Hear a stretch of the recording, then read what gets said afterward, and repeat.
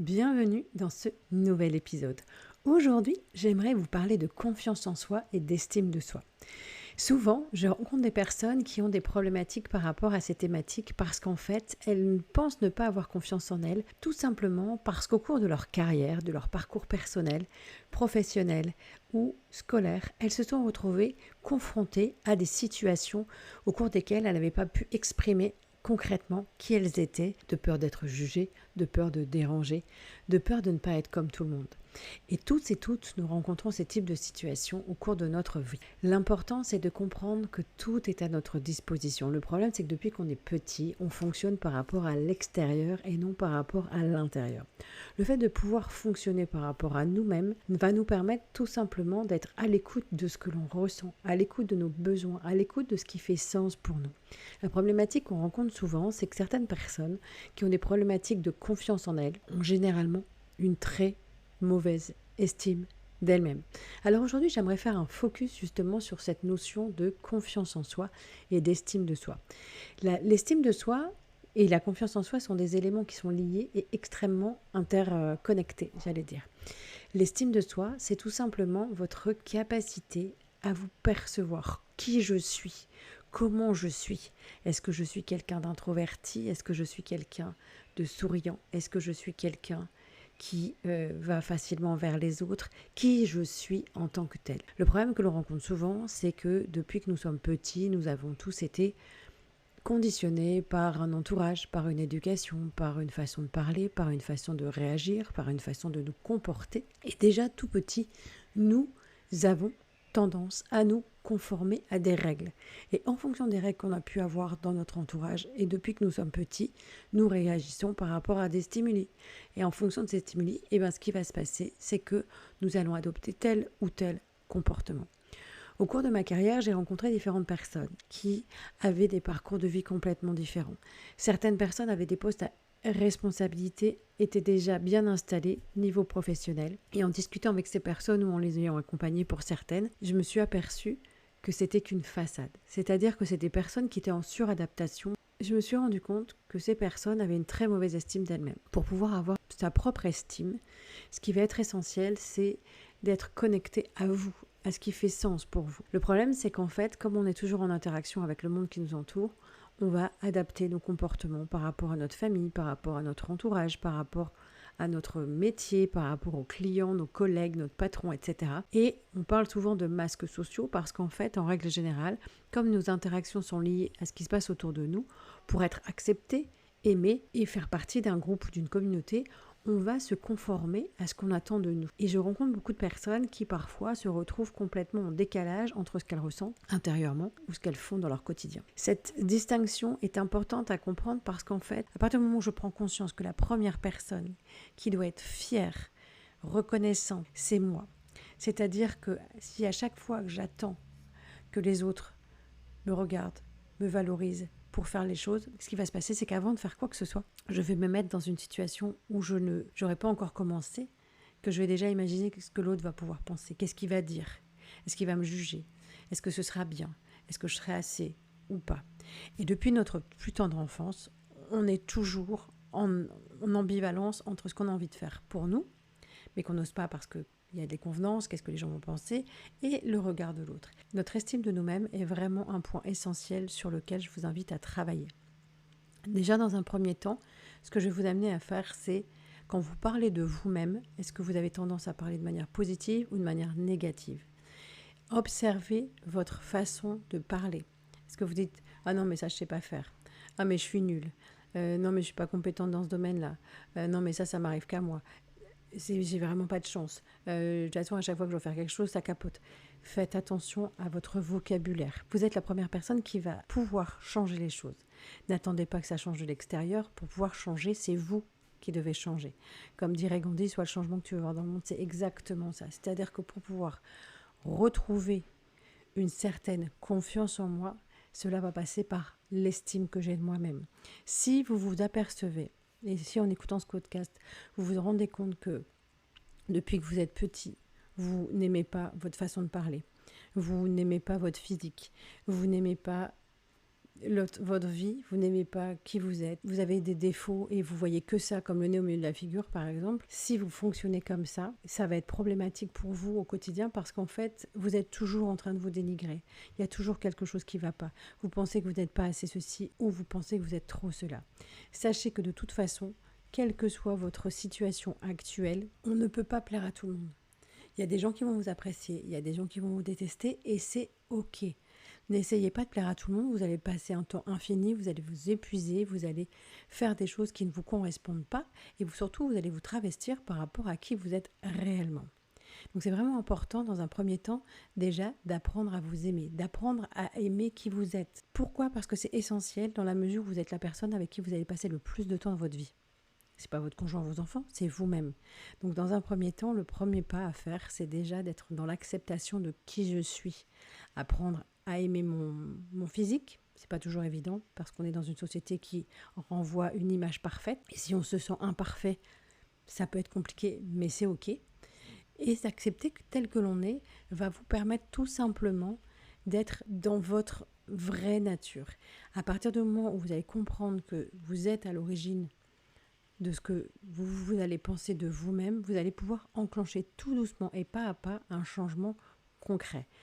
L'idée, c'est vraiment d'être attentif à votre façon de fonctionner, à votre façon de penser. Je reviendrai sur un autre épisode sur les pensées, mais c'est vraiment important parce qu'à partir du moment où vous n'êtes pas conscient que vos pensées génèrent des émotions, vous n'allez pas vous apercevoir que vous êtes vous-même en train de vous auto-saboter.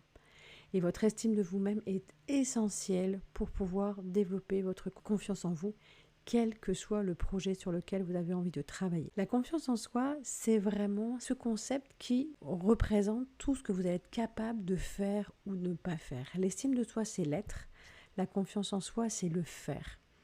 Et si aujourd'hui, vous êtes en train de m'écouter et que vous dites ça je ne sais pas faire, etc., ou j'ai jamais réussi, ou c'est rédhibitoire pour moi parce que je ne suis pas très technique, ou je ne suis pas très à l'aise avec la prise de parole en public, ou je ne suis pas très à l'aise avec telle discipline, sachez que la confiance en soi, c'est simplement cette capacité à acquérir des nouvelles compétences. Et c'est très lié à l'estime que l'on a de nous-mêmes parce qu'en fait, si vous avez une mauvaise image de vous, à chaque fois que vous allez avoir envie de faire quelque chose, vous allez partir avec un sentiment négatif en vous disant que ça ne va pas marcher, que vous n'allez pas y arriver, que ça va être trop compliqué, que ça va capoter même si ça ne va pas encore commencer. C'est pour ça que c'est important d'être attentif à vos pensées. Si je commence un projet en me disant que ça ne va pas marcher, je ne suis pas dans les meilleures dispositions pour le faire. Et c'est exactement pareil avec votre confiance en vous et votre estime de vous-même.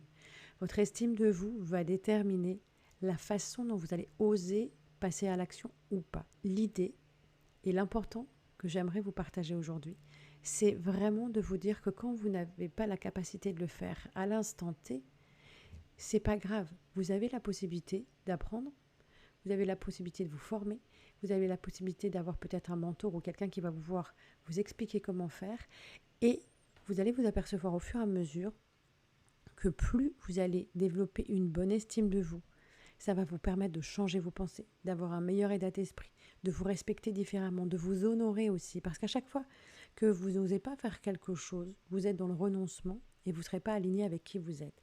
Donc développer votre confiance en vous va vous permettre tout simplement d'oser faire les choses différemment.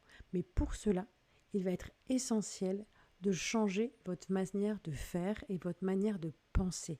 C'est-à-dire que si je veux faire quelque chose de nouveau, mais je reste avec mes anciennes croyances que je ne vais pas y arriver, que ce n'est pas pour moi, que je ne sais pas faire, etc., je ne suis pas dans les bonnes dispositions pour le faire.